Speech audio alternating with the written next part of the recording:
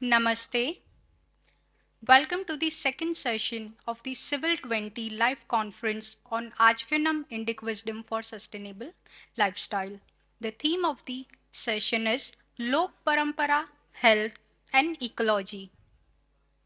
Before we begin with this session, let us go through the schedule for this session. First, our three speakers would be talking on their subject, and second would be the open discussion round. So, we are well aware that the rich classical and regional literature of India is the repository of ancient wisdom. In fact, folk traditions, customs, stories, and poems have played a pivotal role in imparting moral, social, and practical education to a vast majority of Indians.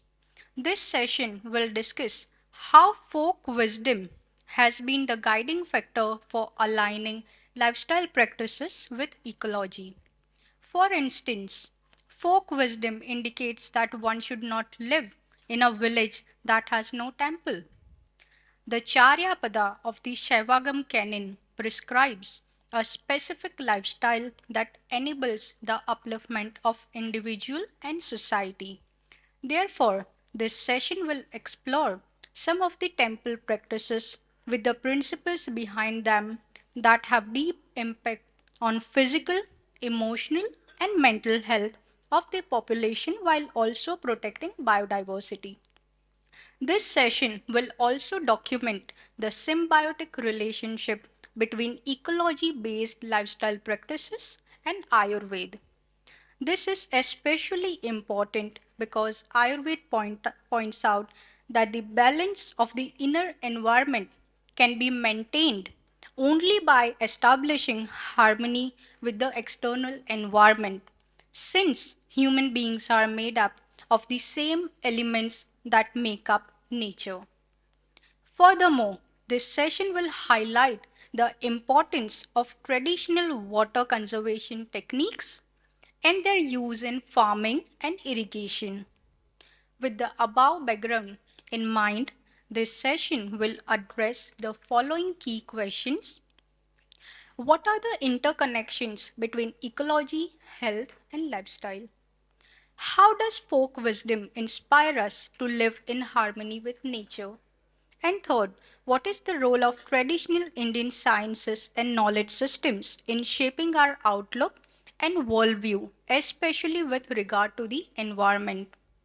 The key speakers for this session are Dr. Deepa Doraiswamy, Dr. Falgun Patel, and Sri Lakshman Singh ji. May I please invite Ritul Basu to introduce our speakers? And can we have our speakers on the stage, please? Thank you. Thank you so much. Thanks to all our expert speakers on the dais. Starting with the second session, our first speaker for the second session is Dr. Deepa Doraiswamy. Namaste, ma'am. Dr. Deepa Doraiswamy holds degrees in engineering and management from University of Pune and IIM Calcutta.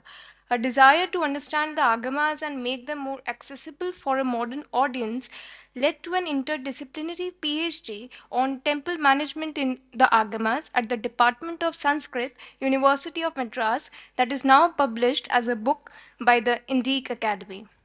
She has taught an introductory course on Shaiva Siddhant at the Department of Shaiva Siddhant, University of Madras. She hopes to continue exploring these ancient systems that seems to be at the core of Sanatan Dharma in practice. Now I invite ma'am to please share her insights. Thank you.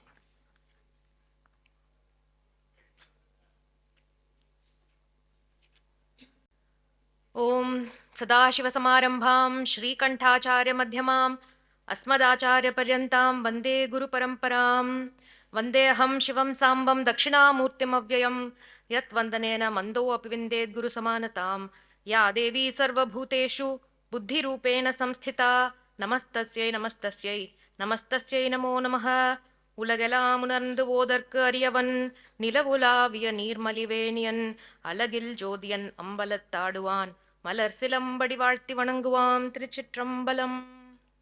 Namastabhaye. Good afternoon, everybody. So, very excited to be here and so inspired by the scholars and our acharyas. And also the premise of this whole, gathering.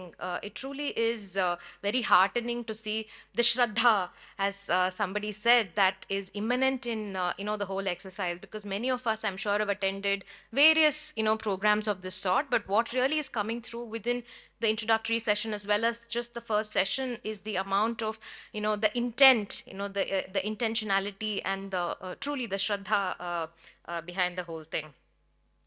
So I'm just going to quickly read out my paper so I don't go ahead of time, but I'm happy to take questions later. So what is Lok Parampara? Lok Parampara is the means by which the teachings of the Shastra have been kept alive in practice and propagated generation after generation. This knowledge is actually encoded in lifestyle. It's designed like a fractal system into the pattern of life, so the frailties of any single human being cannot destroy it. And the core of this knowledge derives from the temple. The temple is physically, culturally, socially at the heart of the community. It also has other aspects, political, economic, etc., which we won't go into today. So, what is a temple? It is a place not just for congregation, but where the highest truth is harnessed, invoked, and invited to reside. It is a place with a living divine presence. It's a nuclear core. All the worship in the temple is intended to preserve and to keep this presence live and to continue the presence there, the sannidhya of the temple, so that all the worlds may benefit. And this is called Parartha Puja, which the Acharyas are entrusted to perform, which they have been doing for thousands of years. So we have the tradition alive with us today in spite of so many other challenges.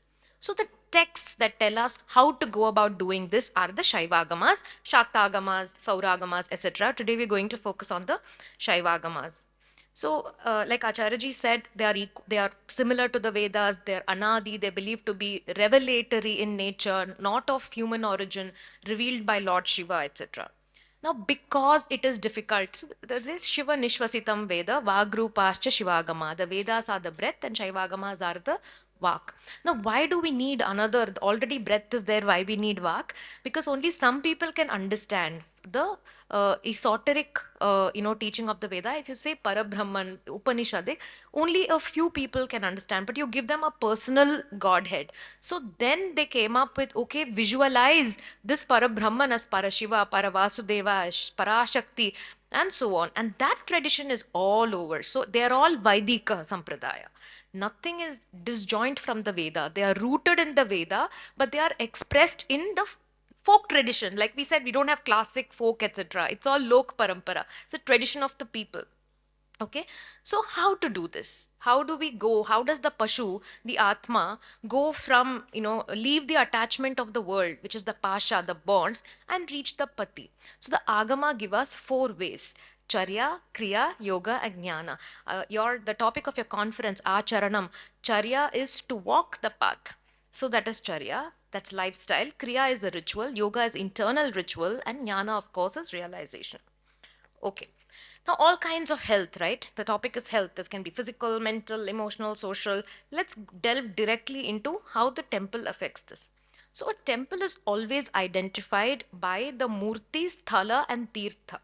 Okay, you say which temple? You don't just give the name of the Lord. Say this particular Sthala, you have Sthala Purana and so on, right? Sthala Mahatmya, a lot of texts like that.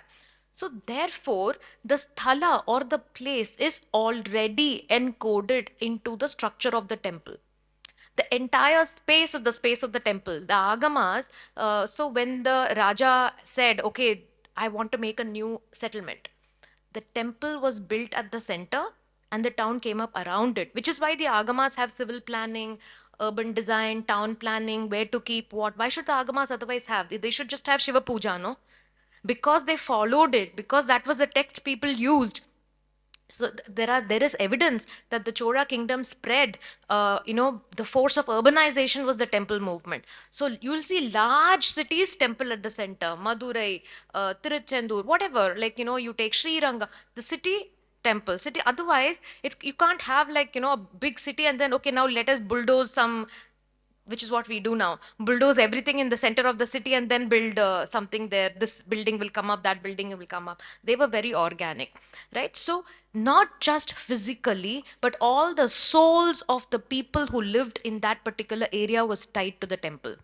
The temple is for Parartha Puja, for universal benefit, but also especially when the Utsava Kriya was performed. Like Shivacharya was saying, when the Lord came out, he gave Sambhavi Diksha to everybody. And when the Utsava flag is hoisted, the tradition says every soul in that area is tied to the Dhwajapata, is hoisted on the flag. Now it is tied, and all the Utsava Kriya is transforming all those souls. So it's like, fast track. You're you're in the flight, it's all fast tracked. Which is why even today people believe that in the Utsava, if your village has Utsava, has just started, either you leave before the Utsava starts, or if you're there, you can leave only after the Utsava finishes, because your soul is tied there. When the flag is hoisted, your soul is tied. You can't leave, right? Veneration of trees, water bodies, animals. So temples beautifully teach us about biodivinity. In the ritual called Mrit Sangrahana, they collect the soil. They say Earth Mother. They actually make a mandala, draw the Mother Earth, and then beautiful puja happens. And they take little bit of soil from her garbha, and then the cut they have made, they fill it with milk and water, and then it's healing water. They have invoked all the sacred rivers in it, and they put all that. They put turmeric, because it's a cut, no, it has to heal. And then they close it all, and then they chant the Bhusukta. So the today people are talking about the universal declaration of Mother Earth as a human being, as a person, giving person rights to nature. The world is talking about it today. We have actually been following it in practice. And from the Sindhu Saraswati civilization, we have had the Saptamatrika seal, the deities coming out of the tree, and we have had Pashupati seal, what is called the proto Shiva seal, where Shiva is sitting, all the animals are around him. Our very language is like that. There are vahanas, temple vahanas. So many flowers are used, so many dravyas are used, in worship. All kinds, called Shannavati Dravya, 96 different kinds of offerings used in the homa. Do we know what they signify? The temples preserved all that, right? And the Sthala Vriksha is actually, the Agama says Vriksha Puja, and for normal Vriksha, and also Vrikshas that have Shambhu Sanidhyam. They believe that trees are not only divine by themselves, they could hold the substrate. So if the Kumbhabhishekam has not happened for so many years, for whatever reason, they say the Lord will leave the Garbhagriha and go to the Shikhara, and or from there he can go to the Sthala Vriksha, or from there he can go to the Tirtha. So they were all vessels to carry divinity, to keep it for us. Next, I come to Tirtha and Tataka. That was so important. Chidambaram temple was built because the Raja went and had a dip in that holy pond, and his skin disease was cured. And then they said, okay, now build a temple around it. So many benefits that people talk about in the tradition, and also the Tirtha is so important for the rituals of the temple as well. Okay, and we have Aranya Kshetras, we have Bilvaranya Kshetra, Darbharanya Kshetra, and so on. Kadamba Vanavasini in Madurai, Ambal is called Kadamba Vanavasini because she lives in the forest. Srinagar, the Sri Pura is actually, she's in the midst of that Aranya. She is also in the Aranya of the the mantras which the acharyas teach. So it's like really beautiful. It's esoteric, it's philosophical, it's poetic, all at once, right? The temple Nandavana, there were people who were settled in the Nandavana to take care. There were so many different species of fragrant flowers. And do you know, today we are researching about the impact of fragrance on mental health, on mental wellness. We have aromatherapy. People are charging thousands of rupees just to go and breathe oxygen. It's ozonated something. It's some jasmine is supposed to do something to you, and attar is supposed to do something. That's what we are doing every day, because we went and we had the connection with that. The dhupa is purifying the air. right? So really, and like some of these things are really amazing. In the water they use, the padya achamana argya water, so many ingredients are specified: ela, shira, etc. Ela is cardamom, and even in our cuisine we use cardamom. Every function, festival, use cardamom. Cardamom stimulates happiness, it stimulates oxytocin. So like quick, what mental health fix do we need? It was continuously we were taking care of everybody. It was one for all for one, and everything was integrated, right? And apart from that, there were so many other things, like they planned for social health in the way they organized the town, the productivity and soil health, because mantra purva, they dug the soil. The first bhukarshana was done by the acharya with mantra, and then the farmer. So everybody worked together. It was, this is your job, this is my job, I'm helping you, we're all helping each other. The symbiotic relationship. It wasn't that you are somebody and I don't access what you do. People did it together. There was Vastu Puja, Bhu Pariksha, there's so much science, how to evaluate the soil, how to test if the soil can be used for building Leaning Tower of Pisa. That's our favorite example, versus our famous Tanjavur, temple for 1,000 years. We have temples for like more than 1,500 years as well. How did they test? How did they test the soil, those engineers?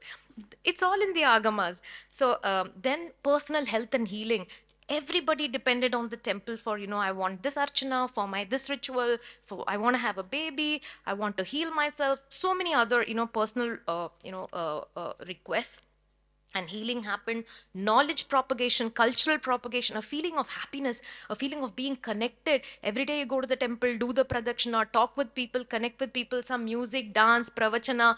It was a holistic lifestyle, and that is what we missed. During COVID, we all realized the truth of Vasudhaiva Kutumbakam. One person sneezes in China, entire world is shut for years together, right? So truly Vasudhaiva Kutumbakam. But it cannot be quick fix. Today I can't pop 500 vitamin pills and suddenly get immunity. Every day go to the temple. Every day build your immunity. Every day do small things consistently. So that is, actual this thing. So our recommendations, I know my time is going to be up, but I'm just going to take a minute. Our recommendations are, like many of you said, number one, interdisciplinary study.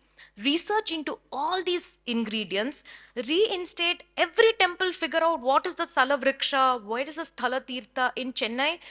Okay, this is going to ring now.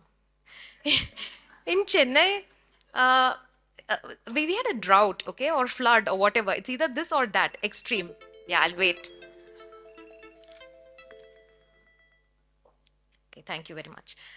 Sorry, sir. Half a minute more. So in Chennai, right, these are flood or thing, and somebody did a research. They said, where are the temple tanks? There are 50 temples. 50 temples were supposed. Okay, I also have an alarm. Sorry. Okay, 50 temples have 50 temple tanks, but no, we have 1 or 2, 3, 4 temple tanks. Where are the rest? They're all, buildings, shops, apartment complexes. So we need those, temple tanks. Temple Nandavanas have to be restored. Temple lands, please take them back. Figure out how to administer it. Too much dialogue has been going on. It's time for action now. Do something with those temple lands that will benefit the people and society. Bring up all those flowers and vegetation and the vrikshas and the sacred groves. Let it be beautiful sacred groves in the middle of urban. Let them be urban forests. We'll not mind. We'll be very happy. Don't use polluted ingredients. Today in the name of vibhuti and kumkumam and all kinds of commercial thing is happening. Please restart the actual original way, because don't put like sticker kolam. I know I have a sticker bindi, but use real turmeric. Don't use color. Music, dance, bring all the tradition. Let the temple again be the center of society. It always was. Now somebody has told us that temple is just ritual. I'm very spiritual, but I'm not very religious. I don't go to temple and all, but I'm very spiritual. I'm connecting to the energy. Please, it's much faster. Please go do 2 pradakshinas. You'll get much connected much faster to the energy. And two things I would request: please give either your intangible cultural heritage of the world, or memories of the world status to the sthala parivara, the people of the temple. Please protect them. Give them a status where they cannot be. We are protecting buildings, nothing wrong about it. So there is a monument of India, whatever, they are the monuments of our heritage. Because if we lose them, if they go off to engineering and medicine, there are 1,000 people to do engineering and medicine. We don't have acharyas. We don't have people to replace them. Please protect them. And all the panchacharyas, the dancers, the musicians, where are they? Where are the people who do the, there are electric drums in temples. Where are the people? They're going and playing in weddings. Not like that is not important, but they dedicate their lives to this. They have different vadya for different deities, different ragas. How will we know? I read it in the text, but if I hear it, will I recognize this raga, that raga? Anyway, I don't know. But even if the expert comes and sees, they won't know. Okay. Number 2, please do interdisciplinary research. This is a treasure trove. Engineers, doctors, lawyers, all of you, please study the agamas.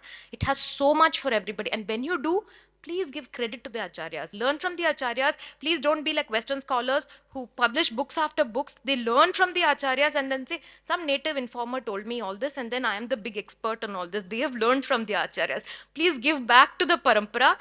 That's all I have to say. Thank you so much for the opportunity. Vande Mataram, Jai Hind.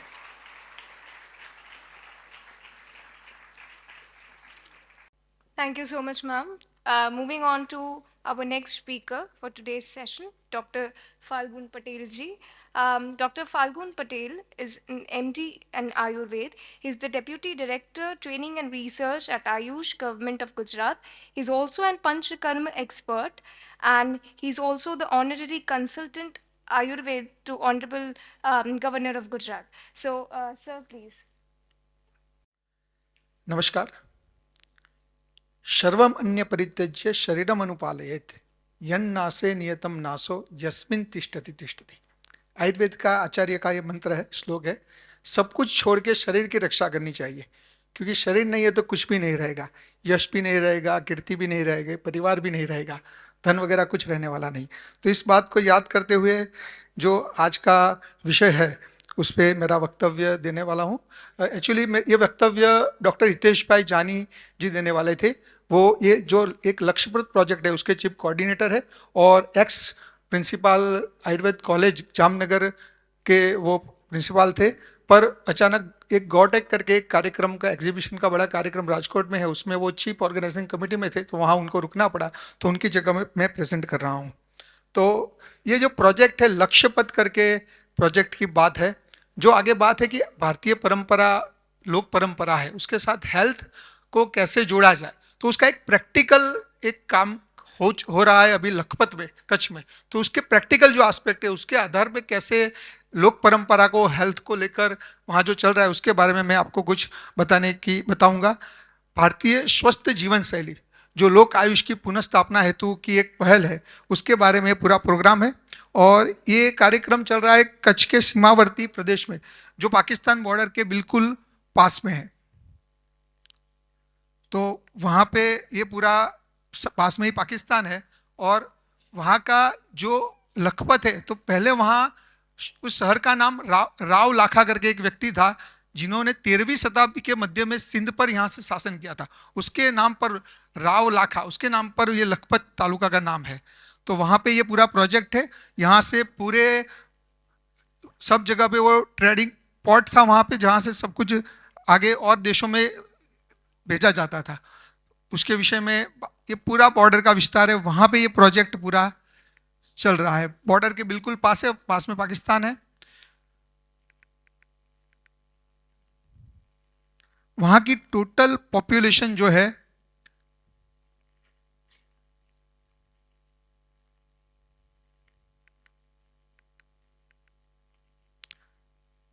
ये सीमावर्ती बिल्कुल प्रदेश है.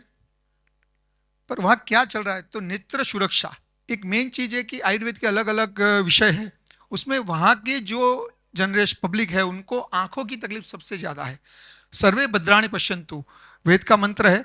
तो आंख को के जो problem है, खास करके स्कूली बच्चे, उनके लिए रिफ्रैक्टिव एरर काफ़ी है. तो वहाँ पे 1000 बच्चों की जांच करके उनको, और ब्रॉड जो है 45 ईयर्स से ऊपर के, उनकी भी जांच करना 1000 जितने व्यक्तियों की, और उनके कैटरेक्ट के ऑपरेशन करना, ऐसा एक लक्ष्य रखा गया है इस प्रोजेक्ट में.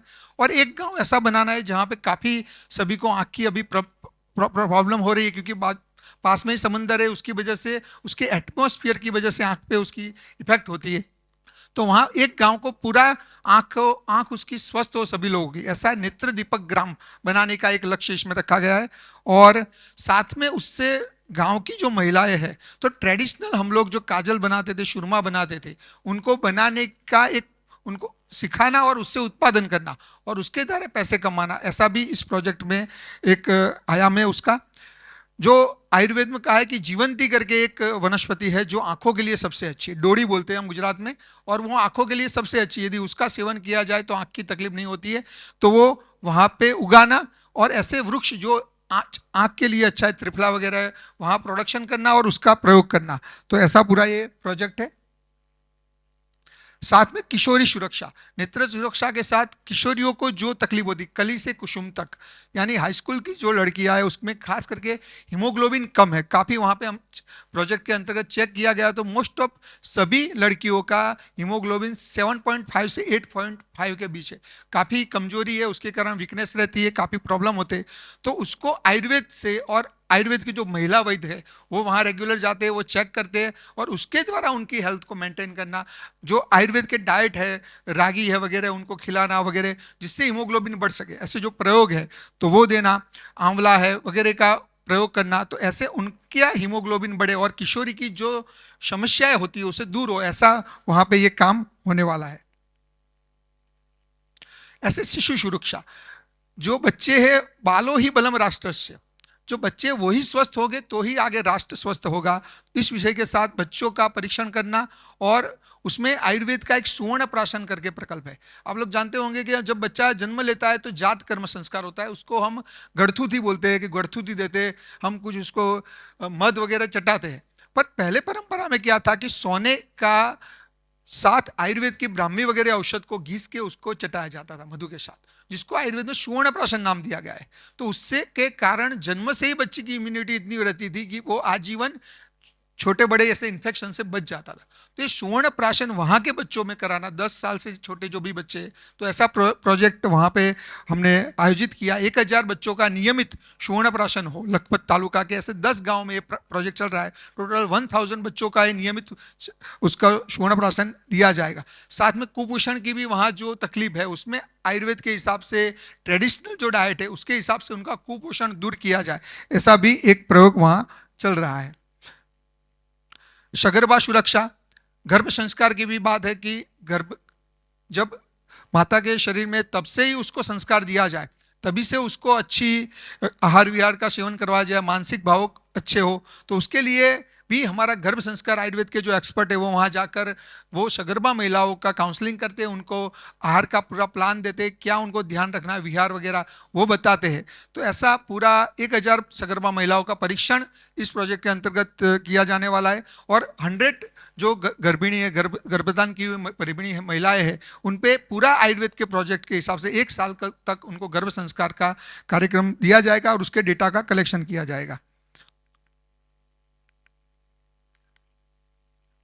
ऐसे ही दंत सुरक्षा है, दंत दाढ़्यकरम परम सेव्यम, कि दांतों की सुरक्षा के लिए इतने डेंटिस्ट हो चुके हैं, पर आयुर्वेद में लिखा है आंखें त्रिफला दांते लूण पेट न भरिए चारे खूण, गुजरात की कहावत है। आंख में त्रिफला, आंखों को अच्छा रखना है तो त्रिफला का सेवन करना है, दांत को अच्छा करना है तो लवण यानी नमक का प्रयोग करना है। तो यदि रात को कोई भी रात को नमक सिर्फ घिस के सो जाता है तो भी उसके दांत अच्छे रहते हैं। ये ट्रेडिशनल एक परंपरा है, पर भूल गए। तो वहाँ पे ऐसी चीज़ों को लेकर दंत की रक्षा करना कि हाँ वहाँ कोई डेंटिस्ट नहीं है, ऐसा इलाका है, तो परंपरा से जो अपनी चीज़ है, सरल है, सुप्राप्य है, उससे उनका स्वास्थ्य ठीक रहे, तो ऐसा एक वहाँ पे ऐसी बातों को बताना। और साथ में आयुर्वेद का एक डेंटिस्ट्री का एक पूरा काम चलता था, जालंधर बंद से वो दांत निकालते थे, ऐसी परंपरा है। जालंधर बंद योग की एक बंद की प्रक्रिया है। तो हमारे जो दांत के ऐसे एक्सपर्ट आयुर्वेद के, वो सिर्फ सिर हिला के, यहाँ पे एनेस्थेसिया की जरूरत नहीं पड़े, अपने आप ही वो भाग लोकल एनेस्थेसिया हो जाएगा और तुरंत दांत को खींच लेंगे, कोई भी इंजेक्शन दिए बगैर। तो ये आज भी ट्रेडिशनल से चल रहा है। तो हमारे ऐसे एक्सपर्ट वहाँ जाते और जिनको दांत निकालना है वहाँ सिर्फ जालंधर बंद प्रक्रिया से, कोई भी इंजेक्शन के बगैर वो निकाल देते। तो ऐसे अपनी जो ट्रेडिशन है उसको वहाँ पे फिर से जागृत करके उनको स्वस्थ रखना, ऐसा काम हो रहा है।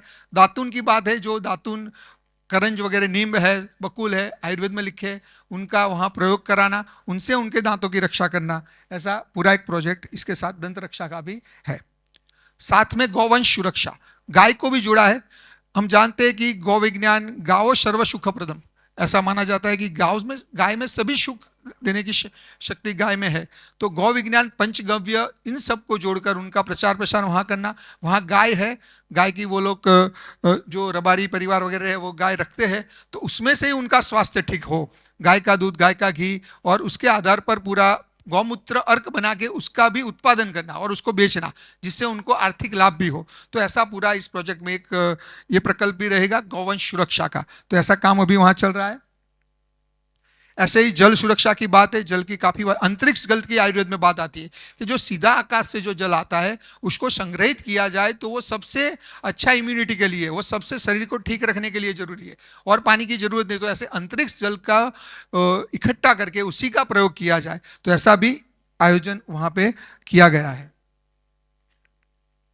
ऐसे ही वन उपवन सुरक्षा, वहाँ पे आयुर्वेद के औषधों का प्रचार प्रसार करना, उसको वहाँ पे संवर्धित करना, पारंपरिक वनस्पति को वहाँ ज़्यादा मात्रा में उगाना और उसका फिर बेचना, ऐसा एक प्रयोग वहाँ पे इसके आधार पर भी है। ऐसे ही पुरातन जो भव्य इतिहास है, सांस्कृतिक परंपरा है, उसका अभ्यास करना, पारंपरिक कला कौशल्य का संवर्धन करना, लोक कलाकार वहाँ जो है उसका सम्मान करना, हेरिटेज टूर हो वो ऐसे कच्छ के विस्तार में, लखपत के विस्तार में, ऐसा आयोजन करना, यानी सबको जोड़ देना। प्रजातंतु महाव्यवच्छेद सी ऐसा मंत्र है, यानी जो परंपरा से जो हमारे पास जो है उसको न छोड़ा जाए, उसको संभाला जाए, ये उद्देश्य से वहाँ की ट्रेडिशन को, वहाँ की परंपराओं को जीवंत करना और वहाँ पे हेरिटेज भी डेवलप करना, ये भी इसके अंतर्गत कार्य आयोजित किया गया है। तो लक्ष्य पथ, ये ध्येय एवं उद्देश्य, उसका भारतीय जीवन शैली को वैज्ञानिकता और प्रासंगिकता के आधार पर स्थापित करना, ये उसका मेन लक्ष्य है। आरोग्य भारती सीमा जन कल्याण समिति के द्वारा, और 5 साल तक ये पूरी योजना चलने वाली है। अभी 2 साल जितने हो चुके हैं, काफ़ी काम वहाँ आगे बढ़ा है, और विजयादशमी 2025 तक ये पूरा प्रोजेक्ट चलेगा। यानी प्रैक्टिकल जो लोक परंपरा है उसको और हेल्थ को जोड़ के ये प्रैक्टिकल काम 2025 तक पूरा होगा, उसका डेटा भी फिर प्रसिद्ध किया जाएगा। आगे ये भी आयोजन, उसमें लक्ष्यांक रखे गए कि कोई भी गांव हो वो संपूर्ण एनीमिया मुक्त हो। काफ़ी एनीमिया के पेशेंट है, पांडु के पेशेंट है, तो ऐसा एक गांव, जो 10 गांव पसंद किए उसमें से एक गांव को एनीमिया मुक्त करना, एक गांव को ऐसा पसंद करना जो डायबिटीज फ्री हो पूरा, कि कोई भी डायबिटिक पेशेंट उसमें ना हो, एक गांव को हार्ट डिसीज फ्री करना, कोई भी हार्ट के पेशेंट ना हो, एक गांव को माल न्यूट्रिशन से मुक्त करना, कोई भी वह कुपोषित न हो, टैबेको फ्री गांव एक करना, एक जीरो प्लास्टिक करना, कोई भी प्लास्टिक की चीज वहां ना हो, एक गौ माता युक्त करना, यानी पूरी परंपरा गाय के आधार पर होनी चाहिए, गाय के आधारित पूरी होगी। ऐसा एक गांव में हर घर में तुलसी होना, हर घर में तुलसी होगी और उसका प्रयोग होगा, और एक गांव ऐसा होगा जिसमें योग का प्रयोग होगा, हर घर में सूर्य नमस्कार होंगे, योग होंगे। तो ऐसे 10 गांव भी आगे जाकर पसंद करके और हर एक गांव को ऐसा बनाना, ये भी उसका एक लक्ष्य है। लखपत में ये पूरा काम चल रहा है, और ये अलग अलग जो उसका उद्घाटन हुआ उसमें जो डॉक्टर अशोक वासने जी उसके मेन जनरल मैनेजर थे, वो आए थे। ये सब अलग अलग आरोग्य मित्र, ऐसे वहाँ गांव के उस गांव के 25 बच्चों को, लड़कों को इकट्ठा करके उनको हम ट्रेनिंग देते हैं आरोग्य मित्र की, जिनके द्वारा उनको ये सब सिखाया जाता है कि नेत्र की रक्षा कैसे करनी, दांत की रक्षा कैसे करनी। तो वो जाकर फिर अपने गांव का हेल्थ बनाए रखे। कोई बाहर से डॉक्टर की जरूरत नहीं है, सर्जन की जरूरत नहीं है, डेंटिस्ट की जरूरत नहीं, वो गांव ही अपने आप में एक स्वस्थ गांव बने। तो ऐसा बड़े विजन के साथ अभी हर गांव में ऐसे 25 बच्चों को पसंद करके वो ट्रेनिंग दी जाती है, उनको आरोग्य मित्र की ट्रेनिंग बोलते हैं। किशोरियों को भी ऐसे लेकर 25 किशोरियों को लेकर उनको ट्रेनिंग देते हैं, जो महिलाओं का ध्यान रखेगी, शिशु का ध्यान रखेगी, और उनको ये बातें हम सिखाएंगे। तो ये भी अभी ट्रेनिंग 2-3 हो चुकी है, आगे हम 5 साल में पूरा कंप्लीट करेंगे सभी गांवों में। तो ये वहाँ के जो मालधारी है उनको ट्रेनिंग देना वगैरह, तो ये पूरा प्रोजेक्ट ऐसे चल रहा है। उनके साथ, बच्चों के साथ बैठ के चर्चा करना, उनको सिखाना। हमारे वैद्य वहाँ जाते हैं। ये सुवर्ण प्राशन हमारे डॉक्टर हितेश भाई जानिए, वो बच्चों को कर रहे हैं, जो सुवर्ण प्राशन की बात हुई। तो ऐसे जो मैंने जालंधर बंद की बात की, वो जालंधर बंद इस तरीके से कोई भी इंस्ट्रूमेंट के बगैर, एनेस्थेसिया के बगैर दांत निकालते हैं 2 मिनट। कामधेनु कथा, यानी गाय के आधार पे कथा कहकर उनको स्वस्थ गाय की बात बताना। ऐसे ही ये ट्रेडिशनल हीलर है जो 20 वनस्पति से पूरे वहाँ पे महिलाओं को स्वस्थ करती, मुफ्त चिकित्सा करती है। तो ऐसे महिलाओं को प्रमोट करना, इनकी चिकित्सा को जीवंत रखना, ट्रेडिशन को, तो ये भी हम कर रहे हैं वहाँ पे। तो पूरा ये प्रोग्राम साइंटिफिक भी चल रहा है, अलग अलग संस्थाओं के साथ जोड़ के उसका रिसर्च भी कर रहे हैं। गाय, ग्राम और गौरी है भारत की जीवन दोरी, तो वुमेन एम्पावरमेंट थ्रू गौ विज्ञान, ऐसा पूरा एक लक्ष्य उसका रखा गया है। तो ऐसे पूरा ये प्रोजेक्ट वहाँ चल रहा है और 2025 तक ये काम होने वाला है। तो जो आगे बात हुई कि पूरे जो परंपरा है उसको जीवंत प्रैक्टिकल कैसे करा जाए, तो ये पूरा एक प्रयोग हमारा चल रहा है। तो धन्यवाद, नमस्कार। बहुत बहुत धन्यवाद सर। अब हमारे अगले वक्ता की ओर हम पढ़ते हैं। श्री लक्ष्मण सिंह जी, नमस्ते। राजस्थान जयपुर जिले के लापोड़िया गांव के निवासी हैं एवं वर्षों से जल संरक्षण और शिक्षा के लिए कार्य कर रहे हैं। उन्हें सामाजिक कार्य के लिए पद्मश्री से सम्मानित करने की भी घोषणा की गई है। मंच पर विराजे हुए सभी महानुभावों को नमस्ते। वे मेरे भाई, मेरे बहनें, सबको नमस्ते। लोक परंपरा, प्रकृति, जीवनचर्या, धारणीय आचरण, क्या गजब के विषय है। मैं इन्हीं पे काम करता हूं।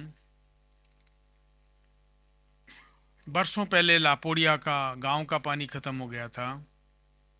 हमने तालाब ठीक करने की बात कही। मैं, अनुपम मिश्रा जी मेरे गुरु हैं, उनके साथ पूरा हिंदुस्तान घूमा, एक दो जगह विदेश भी गया।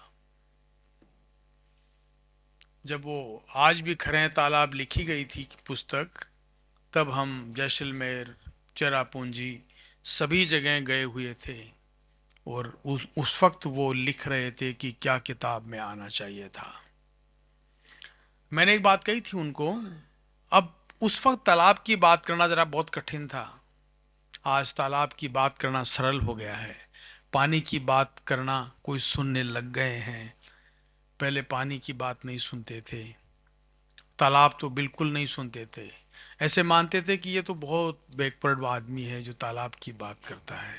टंकी बनाओ, नल चलें, नलों से पानी लाओ, नदियों से पानी लाओ, वो उस वक्त वो बात थी जो किताब जब वो लिख रहे थे। तो मैंने उनको कहा कि इनको कौन सुनेगा, कि एक समय आएगा, ये अनुपम मिश्रा जी ने कहा, और उनकी पत्नी जो हमारी गुरु माँ हैं, हम अनुपम जी को गुरु मानते हैं, उन्होंने कहा एक समय आएगा इस किताब को हर आदमी पढ़ेगा, और वो आज पढ़ा जाता है। यहां भी बात कही गई थी, आज भी खरे हैं तालाब, अनुपम मिश्र जी। हम जब जैसलमेर भी थे और चेरापूंजी में भी गए थे, लेकिन वहां भी घास जो है 6 फीट होता है और हाथी होते हैं और तालाब बड़े बड़े भरे हुए हैं। लेकिन बाड़मेर, जैसलमेर में 150 mm बारिश होती है, वहां भी श्रवण घास 6 फीट ही होता है और वहां ऊंट घूमते हैं, हाथी से थोड़ा ही छोटा है वो। वहां हाथी हर पल, हर घंटे पानी पीता है और वहां ऊंट 7 दिन में पानी पीता है। प्रकृति का कमाल है। आदमी लिखा है ना, प्रकृति क्या गजब है। इन सबको जोड़ करके, मैं उनकी कहानी नहीं कह रहा, खूब घूमे हैं, पूरा ये दिमाग प्रभु ने ऐसा बनाया है कि आप जितनी उम्र के हैं और 6-7 साल से याद तक रहता है तो वो तो बातें बहुत हो जाएगी। पर मैं ये कहता हूं कि हमें इन सब चीज़ों को देख करके हमारा जो स्थानीय एरिया है उसको कैसे डेवलप करें, वो हमने किया।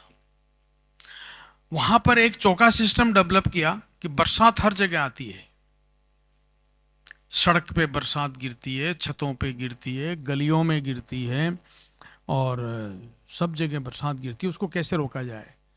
गोचर में चौका सिस्टम, तो छतों का पानी टांकों में, टांका बन जाता है ना, छत का पानी इकट्ठा होता है जो 6 महीने तक चलता है, उसके बाद गलियों का पानी जो गांव में बरसता है उसका तालाब बना दिया कि इस रास्ते से पानी निकलता है और आधा किलोमीटर 1 किलोमीटर जाने के बाद तालाब बन गया।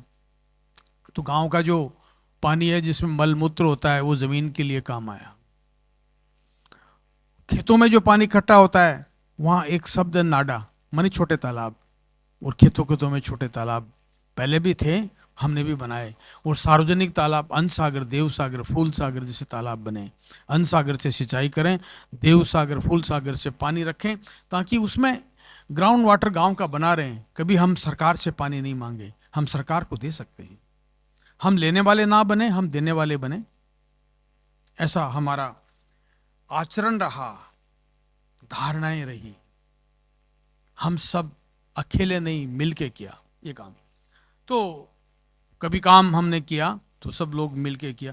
ये चालू है प्रेजेंटेशन? अच्छा हो रहा है, ठीक है। अब थोड़ा मुझे इशारा कर देना।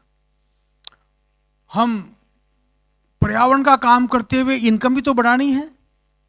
हम बर्बाद होकर के पर्यावरण का काम कैसे करें?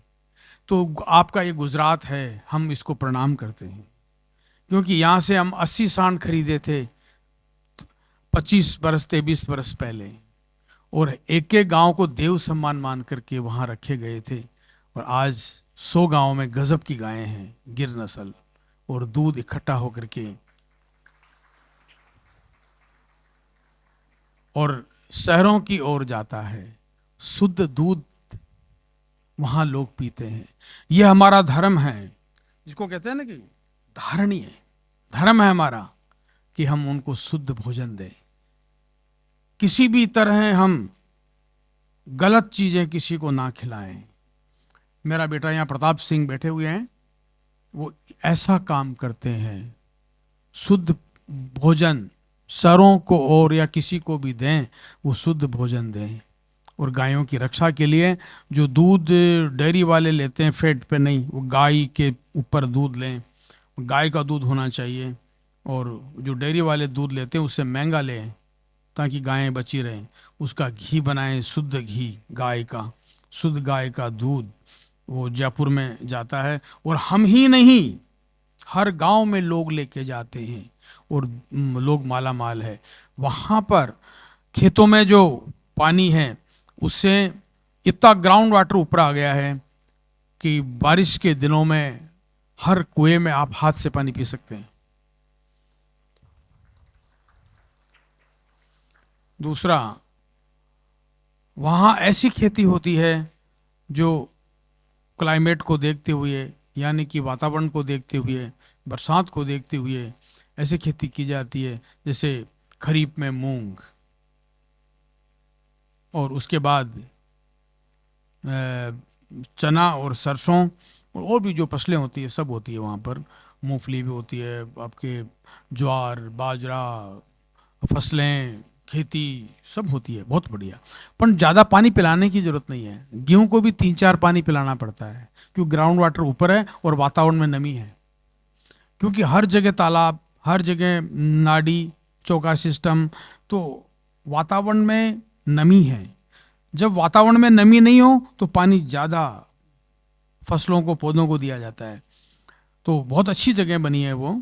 और वो एक गांव नहीं, अनेक गांव बने हैं, बहुत सारे गांव बने हैं कि वो पानी बचाएं, लोग बचाएं, और गायों को बचाएं, गोचर बचाएं। तो हमारी ज़िंदगी जो है वो पशु पक्षियों के साथ बीते। अब सवाल उठ जाता है कि ये हमारा सारा काम जो है, पशु, दूध, खेती, ये हमारे अर्थ की व्यवस्था है, उससे धन मिलता है। लेकिन वहाँ जो जीव रहते हैं, गांव की परिधि, घर वाले नहीं, ज़मीन की परिधि, जैसे एक गांव में 6000 बीघा ज़मीन है, तो उस गांव वालों की जिम्मेदारी है कि उस परिधि, गांव की जो परिधि है, सीमाएं हैं, उसमें जो भी जीव है वो हमारे हैं और हम उनके हैं। तो उनको ना मारा जाए, ना सताया जाए, और उनके लिए आवास की व्यवस्था, सुरक्षा की व्यवस्था और प्यार की व्यवस्था होनी चाहिए। हम सभी जीवों को प्यार से देखें। हम गांव के पास एक वन बनाया कि गांव में जो पक्षी घूमते हैं वो पक्षी वहाँ बैठ सकें, घोंसले बना सकें, और उसमें पालतू नहीं जाएं। जैसे मनुष्य, गाय, बकरी, भैंस नहीं जाएं, वो रिजर्व है। ऐसा ही गोचर में एक रिजर्व है, बनाए जो देवबनी नाम से जाना जाते हैं, और ऐसे ही खेतों में भी बनाया गया कि खेतों में भी पक्षी रहें और उसमें पालतू नहीं जाएं, हम किसी भी प्रकार का शिकार नहीं हो, सब जीवों को प्यार से रखें। तो वहाँ मोर बहुत होने लगे, क्योंकि मोर नीचे बैठ के अंडे देते हैं, हमने उनके लिए कहीं जगह नहीं छोड़ी। या आप देख सकते हैं कि वहाँ पे बहुत सारे पशु पक्षी अंडे दे रहे हैं, कुछ काम हो रहा है, उसको पढ़ भी सकते हैं। हम बड़ा काम नहीं कर रहे हैं, सिर्फ पेड़ लग रहे हैं, पत्ते गिर रहे हैं, मिट्टी बन रही है, गाय चर रही है, गोबर हो रहा है, मिट्टी बन रही है, हम भी खा रहे हैं, पी रहे हैं, जवान से बुढ़े हो रहे हैं और धरती में मिलते जा रहे हैं। इसमें आखिर धरती से कोई बड़ा नहीं, नभ से कोई ऊंचा नहीं, ना हम कोई महान काम कर रहे हैं ना कुछ, बस धरती में ही तो काम कर रहे हैं और धरती में ही जाना है, कोई बड़ा काम नहीं। गोचर, ये हमारे इलाके की गायें हैं, आपके पास तो इससे भी अच्छी है, लेकिन हमने भी ऐसी बना ली है। पहले हमारे गोचर ऐसे थे, अब हमने ठीक कर लिए हैं। वहाँ पहले कब्जे हो रहे थे, पानी से बह रहे थे, खनन हो रहा था, अब ठीक है। ये लोग तब गोचर नहीं थे, तालाब टूटे हुए थे, तब लोग पलायन करते थे। अहमदाबाद भी आपके आते थे, बहुत सारे मकान हमारे लोगों ने बनाए हैं। ये गोचर ठीक कर रहे हैं, ये चौका सिस्टम है, इसमें 9 इंच पानी आता है और फिर दूसरे तीसरे चौथे में और फिर छोटे तालाबों में जाते हैं, और घास पेड़ बहुत गजब के आते हैं, इसमें गायें चरती है, ये गायें चर रही है और पानी भी भरा हुआ है, यही चौका सिस्टम है। वो जब बन रहा था, ये बन चुका है। ये ऐसा एक स्ट्रक्चर बनते हैं, ये एक स्ट्रक्चर को दिया है कि एक पीछे स्ट्रक्चर है, वो पानी इसमें आएगा, ये भरेगा, फिर आगे जाएगा, फिर आगे जाएगा, फिर छोटे तालाब, फिर बड़े तालाब, फिर नदी।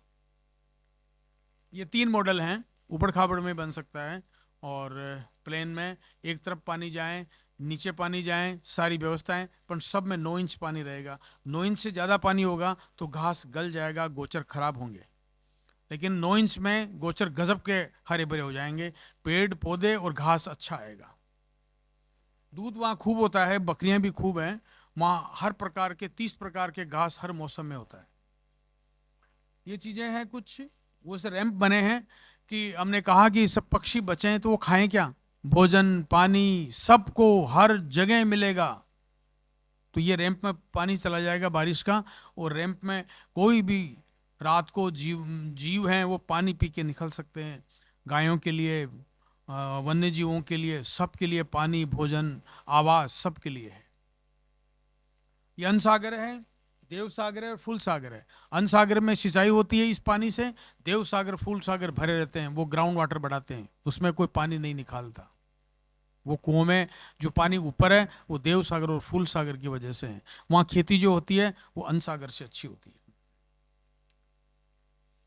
ये गोचर में नाड़ियाँ हैं, 3 धाम नाड़ी, एक साथ 3 नाड़ियाँ हैं, जंगल होल है, ग्वाल बाल यहाँ बैठते हैं, पशु चराते हैं, खेलते हैं, कूदते हैं और यहीं पढ़ते हैं। ये एक तालाब से दूसरी तालाब को पानी जाए, एक गांव से दूसरे गांव को पानी जाए। क्या घंटी बज गई होगी? हम बहुत जल्दी काम कर रहे हैं। ये रैंप है, एक बड़ा रैंप है, एक छोटा रैंप है। ये कृषि का तालाब के अंदर बना हुआ है, तालाब सूख जाता है तो ये भरा रहता है, इससे सिंचाई होती है। जनसत्ता में ऐसा आया था कि सरकारी टैंकरों का मोहताज नहीं है लापोड़िया, वहाँ पानी बहुत है और हम लोग पानी पीते हैं, और कोई अकाल में किसी प्रकार का चारा अनाज बाहर से नहीं लेते हैं, हम वहाँ दे सकते हैं। ये सब खेत हैं और ऐसी खेती की जाती है जहाँ पे कोई आवाज़ नहीं और कुछ नहीं, पेस्टिसाइड नहीं छिड़कना, और खेती अच्छे से करें और हम प्रकृति के साथ जिएं।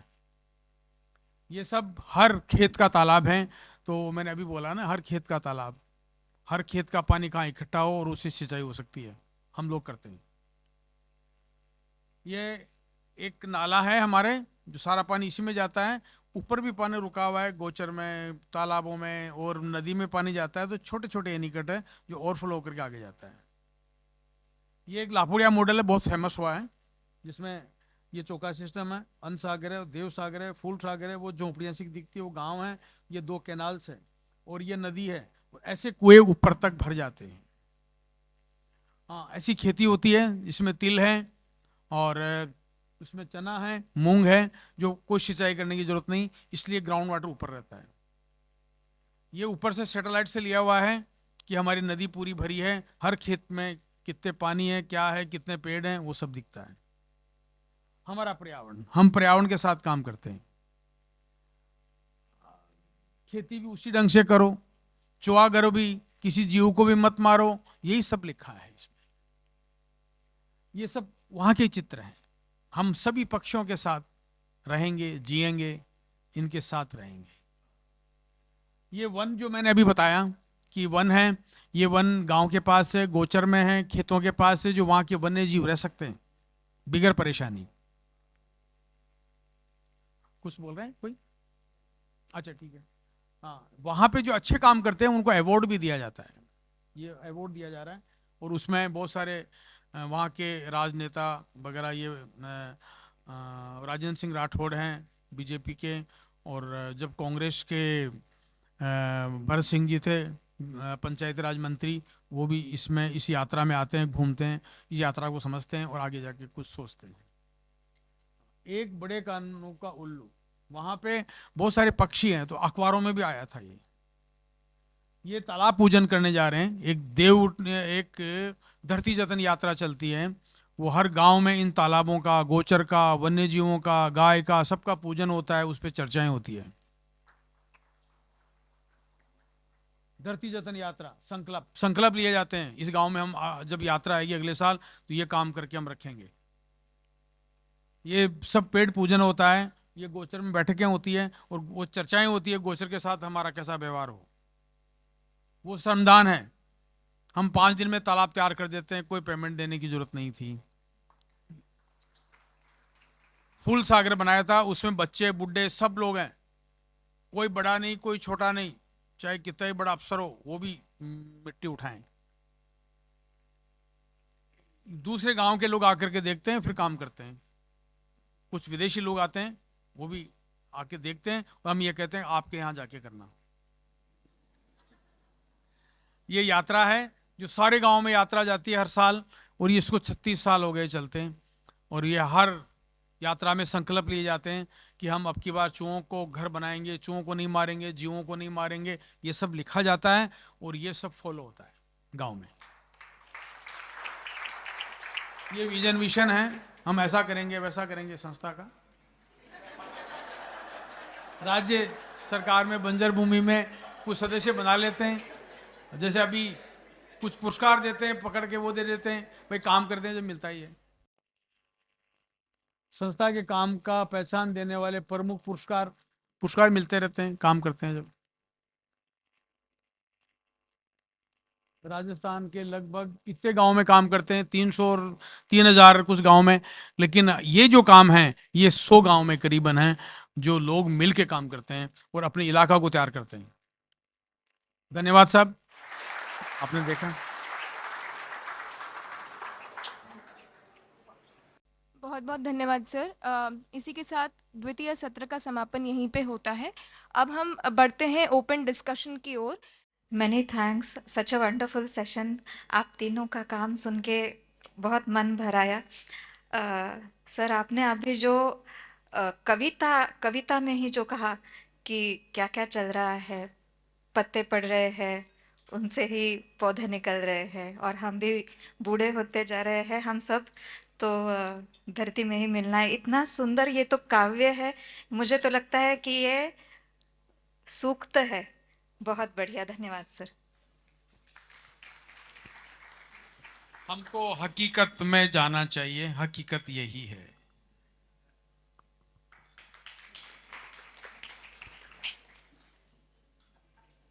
And okay, may I make one more statement? एक आपने वो बात की थी कि क्लासिकल और लोक परंपरा इसमें कोई फर्क नहीं है। रांची ढेरे सर का एक कमेंट है, ही हैज सेड कि वेद जो है वो तो पुराने समय के लोकगीत है। Yeah, This is a question to Dr. Jani. Really great presentation, as are all the other speakers.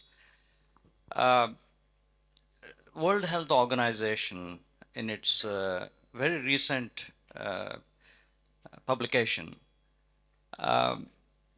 it says that, and I'm not saying it verbatim, but the gist of the information is Ayurvedic medicine has been known for 5,000 plus years. We all agree that. It comes from the Vedic principles, has very profound knowledge base and so forth. However, what happened, beginning of the 19th century, investors started investing in chemical-based medicine. That led to Ayurvedic medicine remain behind. So behind, although the term medicine to our planet started from the Ayurvedic medicine, now it is considered to be an alternative medicine, or other names they give it to Ayurvedic medicine. Whereas the Western medicine, which we call it as allopathic medicine, is the main main medical modality. So just to give you the statistics, less than 1% of the global population, less than 1%, use Ayurvedic medicine, despite the fact that that was the first ever medical modality. So my question to you, sir, what is it that you and all of us can do to really bring this tremendous wisdom, unparalleled benefits of Ayurvedic medicine to India and to the world? Hello, Jamnagar में WHO का भी एक centre बना है। अभी उद्घाटन माननीय मोदी साहब ने किया था, global centre for traditional medicine, यानी WHO का पूरा ट्रेडिशनल मेडिसिन का रिसर्च सेंटर जामनगर में हमारी गुजरात आयुर्वेद यूनिवर्सिटी उसके वहाँ अभी उसको बन चुका है। उसका काम आगे बढ़ा है थोड़ा। तो पूरे पारंपरिक चिकित्सा सब कुछ है, ट्रेडिशनल मेडिसिन है, पर उसको आज के समय में साइंटिफिक डेटा के साथ, एविडेंस के साथ रजू करना, ये भी एक गोल है। तो वो अभी चल रहा है। ऐसे ही आयुर्वेद में आयुष मिनिस्ट्री है, उसके द्वारा भी रिसर्च काउंसिल हमारी होती है, CCRS है, central council for research in Ayurveda and सिद्धा। तो वो रिसर्च करती है। योग के लिए भी हमारी रिसर्च काउंसिल है, तो वो भी योग और नेचुरोपैथी में भी काम होता है। तो ऐसा नहीं है कि आज रिसर्च नहीं हो रहा है, कुछ काम नहीं हो रहा है, एविडेंस बेस्ड सब हो रहा है। बात यह है कि 1% लोग यूज कर रहे हैं वर्ल्ड के आयुर्वेद को, पर वो ट्रेडिशनल जो उनकी परंपरा है वो देखेंगे तो काफी % वो यूज कर रहे हैं। वो एलोपैथी सिस्टम का आज भी काफी लोग घर में आयुर्वेद का यूज करते ही है। हम हल्दी का यूज घर में करते ही, हम काफी चीजें, जैसे ही कोविड आया तो कोविड का पूरा जो गुजरात सरकार का कोऑर्डिनेशन का काम था मुझे सौंपा गया था, तो हमने प्रचार किया गोल्डन मिल्क का, आयुष मिनिस्ट्री ने से आया था। तो आज काफी घरों में शाम को गोल्डन हल्दी वाला दूध पीना शुरू हो गया, हॉट वाटर। तो मुझे ये बताते हुए आनंद होता है कि गर्म पानी, तो आयुर्वेद में लिखा है कि ठंडे पानी नहीं पीना है, फ्रिज का पानी नहीं पीना है, गर्म पानी के गुण काफी है। तो वो डाइजेशन भी बड़ा अच्छा करता है, इम्यूनिटी बढ़ाता है। तो उसका प्रचार चला कोविड के समय में। तो मुझे पता है कि IAS जितने ऑफिसर्स थे वहां पे, जो हमारी सेक्रेटरीट थी, उसमें सब लोग गर्म पानी की बोतल ही लेके आते थे।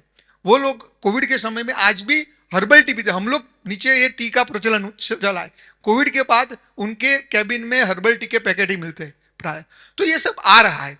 कोविड के बाद, कोविड के समय में भी आयुष ने, आयुर्वेद ने अपने आप को प्रूव किया और लोगों ने आयुर्वेद पे विश्वास रखा। 1200 बेड हॉस्पिटल यहाँ अहमदाबाद के पास है, वहाँ पे कोविड का सबसे बड़ा काम चला। कोविड के लिए 1200 बेड हॉस्पिटल बनी। उसका जो रिसर्च वहाँ साथ में, पहले पेशेंट जो आते थे कोविड में, वो काफ़ी जैसे ही आते थे 5-7 दिन में काफ़ी का डेथ हो जाता था, ICU में जाना चले जाते थे और डेथ रेशियो काफ़ी था। तो उनको डाइट में क्या देते थे, तो एलोपैथी के सब मेडिसिन तो चलती थी, साथ में डाइट में पंजाबी डाइट होता था। सुबह में उनको दही के साथ नाश्ता दिया जाता था, हैवी पंजाबी डाइट होगा, शाम को भी फिर दूध देंगे और भी कोल्ड ड्रिंक्स देंगे, सब तो ये सब चलता था। तो हमारी मीटिंग हुई हेल्थ डिपार्टमेंट से और हमने कहा कि ये तो पूरा गलत है, इससे ये बढ़ रहा है। आप हमें आपकी जो भी मेडिसिन देनी है वो दो एलोपैथी, साथ में आयुर्वेद का कुछ हमारा डाइट प्लान सिर्फ लो। उन्होंने कहा आयुर्वेद की मेडिसिन नहीं चलेगी, WHO का प्रोहिबिशन है, कोई भी और मेडिसिन नहीं, यही मेडिसिन चले। तो ठीक है, मेडिसिन मत दो, हमारा डाइट प्लान आप उसके साथ जोड़ दो। तो हमने उसमें सिर्फ मूंग की दाल देना शुरू कर दिया, मूंग देना शुरू किया, सुबह में हर्बल टी देना शुरू किया, रात को सोने के समय हल्दी वाला दूध देना शुरू किया और हमारा काढ़ा दिया। तो उसका पूरा डेटाबेस 36,000 पेशेंट का मेरे पास है।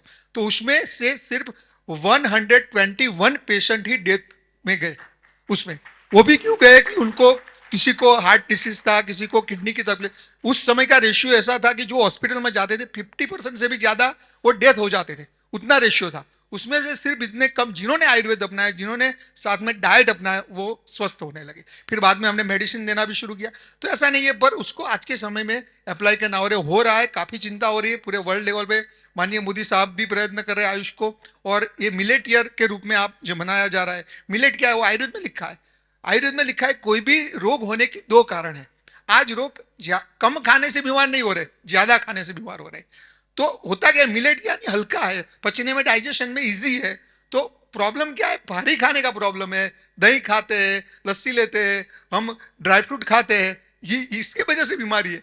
उसको हल्का फुल्का खाना है। तो मिलेट ईयर अभी मना रहे, तो मिलेट से अच्छा हो रहा है। अपनी जो मिलेट्स है वो यूज हो रहे हैं। तो ऐसा अभी चल रहा है पूरे वर्ल्ड लेवल पे, वो तो मनाया जा रहा है मिलेट ईयर। और लोग अपने वो मिलेट का कॉन्सेप्ट आयुर्वेद का ही है, पूरा आयुर्वेद में लिखा है कि क्या खाना है, कौन से धान्य के कौन से गुण है। जौ डायबिटीज की सबसे अच्छी औषधि आयुर्वेद बताए। यवस्तु प्रमेय में यव का प्रयोग करना है। यव यानी जौ, बार्ली जो है उसका खाना है तो डायबिटीज नहीं होगा, ऐसा आयुर्वेद में लिखा है। तो ये पूरे महेश धात्री निशा बताया, आंवला और हल्दी ये 2 औषध लोगे तो डायबिटीज कंट्रोल में आ जाएगा, आयुर्वेद में लिखा है। तो यूज नहीं करते, अभी वो हो रहा है। तो ऐसा पूरा है, और आगे भी काफी थोड़े समय में आपको दिखेगा कि आयुर्वेद को पूरा विश्व अपनाएगा। आयुर्वेद के आधार पर हर्बल खेती को भी प्रमोट हो रहा है, उसका भी एक पूरा योजना बनी हुई है। तो ये सब चल रहा है, पूरा सरकार में भी चल रहा है और भारत सरकार में से पूरा ये काम चल रहा है।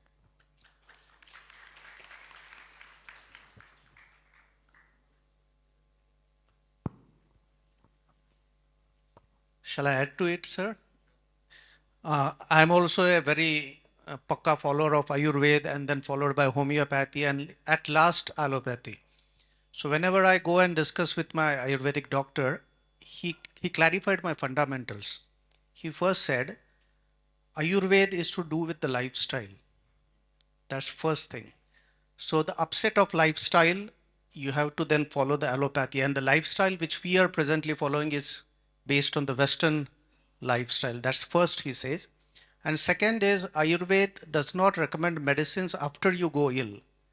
Ayurveda is to increase the gap between first illness and the second illness. So the approach to Ayurveda is lifestyle based, and then the second is to remain healthy rather than not to get treated with Ayurveda. Please correct me if I am wrong. Hello, Ayurveda का महर्षियों ने चिकित्सा श्लोक बताया है, स्वस्थस्य स्वास्थ्य रक्षणम आतुरस्य रोग प्रशमनम च। यानी कोई भी पेशेंट, कॉन्सेप्ट आयुर्वेद का ये रहेगा, जो हेल्दी है उसको हेल्दी रखना, ये पहला मेन पर्पस है, उसका मेन गोल है। फिर यदि कोई बीमार होता है तो उसकी चिकित्सा की जाएगी। होता क्या है कि आज भी हेल्थ का बजट जो है, मैं आयुष मिनिस्ट्री में गुजरात में हूं, तो मुझे पता है कि 3% बजट आयुर्वेद, योग, यूनानी, होम्योपैथी के लिए, और 97% बजट एलोपैथी सिस्टम के लिए आज भी। तो ये भी कारण है कि प्रिवेंशन पे ध्यान ही नहीं देते। बजट कितना भी दो तो भी रोग कम नहीं हो रहे। एक के जाने के बाद दूसरा रोग, कैंसर के कितने पेशेंट आज देखने को मिलते हैं, तो वो कम होने वाला ही नहीं है। हमारा आज बजट 50% आप हेल्थ के रोग की जगह पे स्वास्थ्य के लिए दे दो, योग के लिए दे दो, अच्छा खान पान के लिए दे दो, आयुर्वेद के जो औषध है उसको फ्री में वितरण करने के लिए दो, तो अपने आप ही समाज हेल्दी हो जाएगा। पर ये कॉन्सेप्ट नहीं है, ये कारण है मेन। तो ये हेल्दी, स्वस्थ से स्वास्थ्य रक्षण, यही आयुर्वेद का पर्पस है। और जो पेशेंट हमारे पास आते हैं तो हम यही कहते हैं कि आपकी पहली चिकित्सा क्या है, ये भी आयुर्वेद ने बताया कि निदान परिवर्जन, यानी जिस कारण से पेशेंट को रोग होते हैं वो खान पान को छोड़ना, ये पहली चिकित्सा है। अभी वो बताएंगे तो पेशेंट चले जाते हैं, पर वास्तव में वो नहीं बताएंगे तो क्या होगा, वो पूरी जिंदगी डायबिटीज की दवाई खाता जाएगा, पूरी जिंदगी ब्लड प्रेशर की दवाई खाएगा, पूरी जिंदगी वो और बीमारियों के हाइपोथायरॉयडिज्म की दवाई खाएगा, थायराइड की दवाई खाएगा। तो ये तो कॉन्सेप्ट कहाँ हुआ, उसको ठीक तो होता ही नहीं है। पूरी जिंदगी कमाई चलती है एलोपैथी दवाई की, पूरी जिंदगी वो इंसुलिन लेता रहता है। तो पूरा सिस्टम एक पूरा ऐसा है कि उसमें आप समझ सकते हो कि पूरा डाइवर्ट हो चुका है। Sir, I just like to add a sorry. सही बात। यही कारण है पूरा. Totally. I just like to add a small angle of the temples to this. Actually, you said, what can people do? I think people can start believing and start trusting what they know already, and start following. Doesn't take like rocket science. I don't need a scientific paper published by Harvard or whatever to know that, turmeric is good for me. And when you go to the temple, you see, like during COVID, again, everybody saw that Shitala Devi, Mahamari. If you see what is offered, it's all turmeric, it's all neem. And then we said, that is what is actually antibiotic, that is what is curing, and people were consuming golden latte. Why is it offered to Mahamari? Because she cures diseases. What is a beautiful connection between that? And in Vaidyanatha Swami temple, we go and offer pepper and rock salt, in order to cure diseases. And you would know pepper and rock salt, and I have done it so many times, like during COVID, like just put 5 grains of peppercorns or rock salt and keep the juice in your throat, and you're not going to be affected by, or it's going to be prevented. So beautifully our temples illustrate, which is why they were part of the lifestyle. The tulsi jal that we have, the tulsi decoction, that we have at home, that we can see at the temple. The Panchagavya research, people laugh today if you say consume Panchagavya. Temples, they say they place so much importance on consuming a little bit of Panchagavya as Shuddhi. It is such a beautiful science. There is so much gut research happening today. I'm sure y'all are aware that the cutting edge gut research says that gut is the mini brain. Number one, everything is related to gut, which is why Ayurveda initially all cleansing happens. First you cleanse the gut and then you this thing. And Panchagavya actually is one of the powerful gut reset, because now the Western scholars are researching why it is so, because the cow has 4 stomachs, and then the composition of the bacteria and the role of good bacteria in the gut. And then if you have, it's called fecal transplantation therapy, which is implanting the fecal matter of a biodiverse organism rich, that feces of a cow, which is what we said, you don't have to like do transplantation therapy. You just consume a little bit of Panchagavya. It's going to go and do, so much good to your thing. So I think it's all there. We just have to trust ourselves more, have more self-confidence, and just keep following.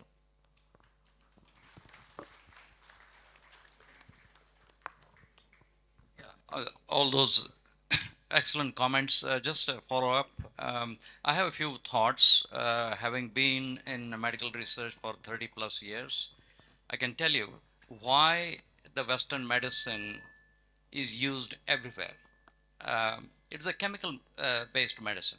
Okay, nobody wants to take chemicals inside the body, but we still do that. It's again based on evidence. It has taken close to a century for Western medicine to get to a level where they are now. What is that? They know the mechanism of action. They know the exact dose to be given based on the body weight. They know when to stop and when to start. There are lots of toxic side effects. All of us know that. And Western world, I should say the entire planet is waiting for these wonderful herbal medicines to be as effective, herbal medicines to have proper dosing, herbal medicines to back up with proper mechanism of action. That is not there. So I hope meetings such as this will make those points as a priority, so that the next century would be all about Ayurvedic medicine. सही बात है कि उन्होंने जो बताया कि proper dose, उसका packing भी ठीक होना चाहिए, तो ये भी चल रहा है अभी आयुष में, ऐसा नहीं है कि वो भी नहीं। होता क्या था कि आयुर्वेद के भी एक्सपर्ट उतने पहले नहीं थे। आयुर्वेद को भी अच्छी तरीके से पढ़ने वाले और जानने वाले लोग बीच के समय में कम हो गए, जिन्होंने परंपरा आयुर्वेद में डोज लिखा ही है। हमारे पास कोई भी औषधि हो, कितनी मात्रा में देना, उसका डोज निश्चित हमारे ऋषियों ने लिखा है कि ये 3 ग्राम में ही देना है, ये 125 mg ही देना है, ये 500 mg ही देना है। हर एक का डोज निश्चित है।